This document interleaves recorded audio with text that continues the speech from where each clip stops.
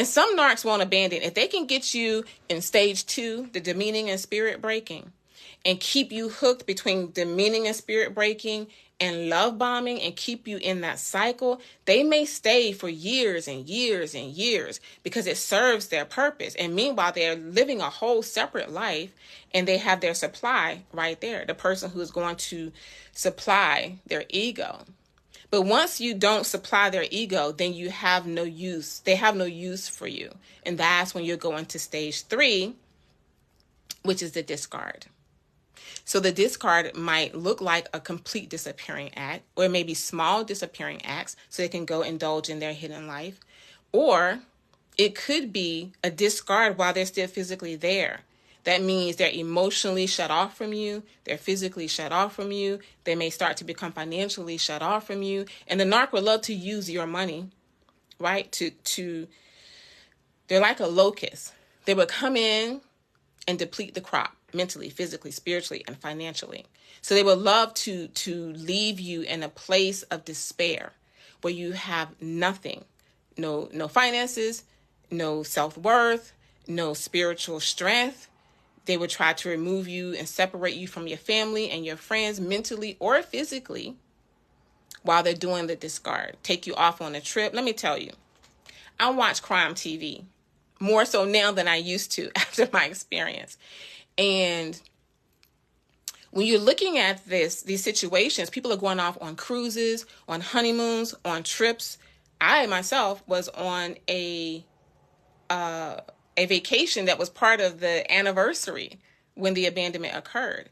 And I remember saying to my therapist, well, I guess I should consider myself lucky that I didn't wake up with a pillow over my face. And she said, I don't know why you're laughing or making light of it. And I wasn't really laughing. I was just kind of being sarcastic. And she said, because this is how people go on trips and don't come back. People are not just falling off of cruise ships. You know, people are not just falling off the side of mountains and going hiking and going camping and not coming back.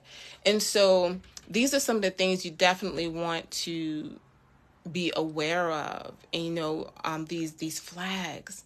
And oftentimes as women, we're taught to be polite. And so we don't ask enough questions, or we ask the right questions. And in my case, you don't ask the follow-up questions because you don't want to be rude. And we're taught to be polite. But we don't need to be polite because guess what? When someone goes on a job interview, they ask them all kinds of questions from the rooter to the tutor. They want to know their social. They want to know, their background, their rental history, if they own a home, if they own property. They want to know about their finances, their children, their family. They divulge all this information to the employer. So why would you not ask these things of someone that you plan to spend the rest of your life with? And if they decide they don't want to share this information with you, then that's the biggest red flag right there that you need. And even finding out if the person has been married multiple times, what happened? Now, someone did challenge me on this, and I love to be challenged because that makes me do more research, and I love to do research. But someone did challenge me on this about if you go to the previous spouse and ask what happened, it's just going to be messy, and you're going to stir up this whole situation. But you don't want to find out like the details of what happened. You don't even need to know that, because oftentimes people get married and they don't work out, and it's legitimately so, right? It doesn't mean they're bad people. But what you really want to find out is, how did the person treat you in the end? How did that person treat them? Did they leave in a respectable way? Did they leave them in a way that they can continue to go forward? Or did they try to obliterate everything mentally, physically, spiritually, and financially and leave them destitute? Did they, this is what you want to know, not what happened. Sometimes you may get some information, but you really want to know, how did they leave that person? One of the ladies in my book explained how she did ask this question, and he said that he left his previous wife in a situation where he paid off her, gave her money to finish her education, for the education of the children, and gave her the home. But after the whole thing is said and done, she finds out none of these things happened.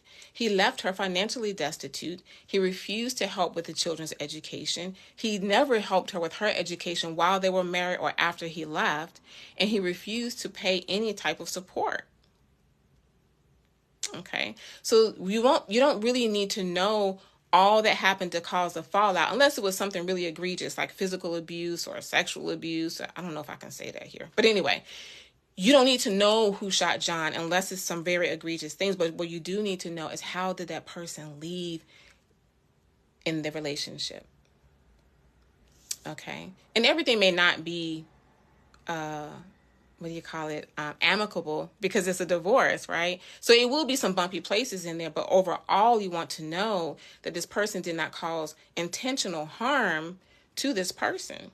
Or in some cases, even like my own case, did they plan this whole situation out to intentionally harm the family? So those are kind of the things that you want to know. So we covered those 3 things: love bombing, spirit breaking, the abandonment stage. I do cover the 8 steps to recovery in the book, because you can recover from this. Don't feel like you're alone, and that you see people who have recovered, because there's lots of people who have platforms just like this, and I hope that we can all support each other, because there's plenty of opportunities to help so many people. But when you see people like myself, don't think, oh, wow, I'm in this dark place and I could never get to that place. But I was in that dark place, right? And so the person I wanted to bring on, he just said that he's going to come. We'll have him on the next time once I figure out the technology. Help me get out of that dark place. So don't feel like, oh, she's here and I can't get there, because I was in an extremely dark place when this happened, because I was dealing with that, taking care of my dad who was terminally ill. And then 6 weeks after this abandonment, 2 weeks later, I had to put my dad into hospice. So I had to move him from my home, which was very, stressful, move him into hospice. And then he passed away a few weeks after that. So I had all of these things coming down on me, and work, and the COVID shutdown. And I worked in the field that was directly related to COVID. So I had all these things just kind of, coming down on me. And I was like, boom, kicked from a cliff. And I was free falling. But guess what? During that whole time, in the darkest times, I knew for sure that the Creator was going to save me somehow. I didn't know how or when it was going to show up, how it was going to happen, but I did know that all I had to do was keep moving forward, and He would meet me along this path. And that's what you have to do. Whether you're a Muslim, Christian, Catholic, atheist, whatever the case may be, you have to just keep moving forward. Don't keep reminiscing or ruminating on what happened in the past, because it will drive you insane, and it will drive you to depression.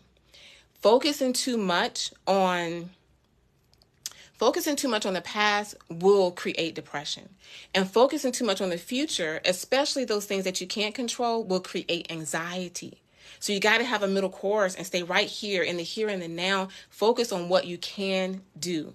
Focus on what you can accomplish. And sometimes your biggest accomplishment that day might be getting out of bed, getting into the shower, and getting dressed. And sometimes that's going to be all that you can manage to do. Okay? So you have to understand that it's a long process, the recovery, especially when you've been in a relationship with a narc or married to a narc. And sometimes people say, oh, you were only married 2 years, 4 years, 6 years, 10 years. It doesn't matter. The narc's damage the infection is so deep and negative that 6 months with a narc can put you on a tailspin, let alone 15, 20 years with a narc. So you have to give yourself time to recover, and time to understand that it is a process, and you have to be patient with yourself. But I hope that you have an opportunity to read my book. Thank you for joining my first live. I didn't know what I was doing. I couldn't get my guest on, but I will hopefully get him on next Sunday. I plan to do Sundays at 4. And thank you so much for joining. Again, my book, Hidden in Plain Sight, Are You Being Groomed for Love Bombing, Spirit Breaking, and Abandonment, is available at Barnes & Noble, iTunes, Google Play, and I missed something. Oh, Amazon, Barnes & Noble, iTunes, Google Play, and you can also get it on Kindle.